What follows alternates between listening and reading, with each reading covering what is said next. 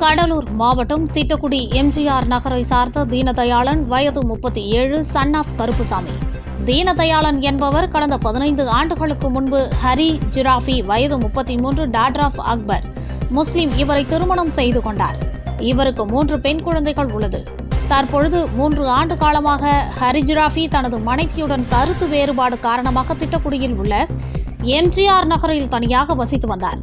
இன்று சுமார் 5:30 மணி அளவில் இவர் வீட்டில் அருகில் உள்ள நபர்கள் அவரது வீட்டில் புகை வருகிறது என்று காவல் நிலையத்திற்கு தகவல் கொடுத்தனர்.